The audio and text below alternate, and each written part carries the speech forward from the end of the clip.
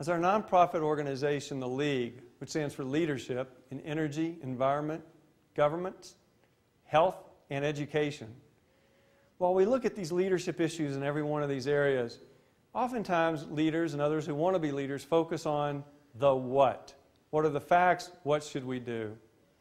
But you know, true leadership actually starts with a question way before the what. It doesn't have anything to do with the when or the where or the how. Not at all. It has to do with the why. So now you can ask me or anyone an important question. Why should I want to become a better leader?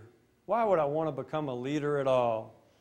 In a world where most of people's personal lives are becoming transparent once they become leaders, the cost of leadership, whether it's running for public office, which I've done, or accepting a position of great responsibility anywhere, you can easily be the subject of attack and ridicule and scorn.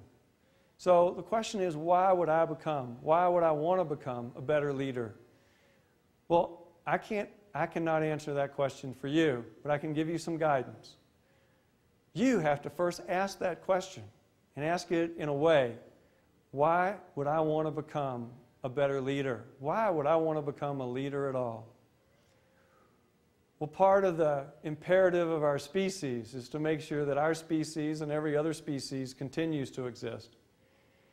Not just exist, but to live. There are currently 1.6 billion people without access to commercially provided energy. That will change, we hope. It's going to take leaders in the private sector, leaders in the educational sector, leaders in the public sector and governmental sector. And it's not just the leaders who have position authority. These are leaders, people that are brand new, who have ideas, that want to make sure their voice is heard. I remember speaking with Rosabeth Moss Kanter, the first tenured professor at the Harvard Business School, the first female tenured professor at the Harvard Business School, and I asked her, when did you first realize you were a leader? She looked at me and said, nobody ever asked her that question. And then she said, I remember when I was quite young, maybe 9 or 10 or 11, and the synagogue where I belonged, there was a question of whether we put on an addition and we add to it or change or improve it. And some people had spoken and the vote was close, I thought, and I was sitting in the back. And then I realized I was going to be a member of that congregation for a long time. I was in Sunday school classes and religious classes where the accommodations weren't very good. And I got up there and I spoke. And I spoke from my heart. It wasn't anything that was prepared. And I said, this is why we should expand. These are the opportunities we can create. These are the benefits we can provide. And in all respects, when I sat down and the vote took place, the vote wasn't even close. Most people voted in favor of it. And right then I knew, not that I was a leader, but I actually knew why I should become a leader.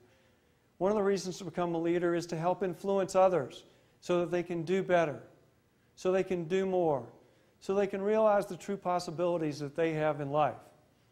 That's really one of the great advantages of being a leader. Also, it's the willingness to be willing to take responsibility for matters and to include others. Include others as resources, not as costs or burden. So I urge you, and you can see many of our writings on leadership at the League, www.theleeegh.org. You'll see our writings on leadership.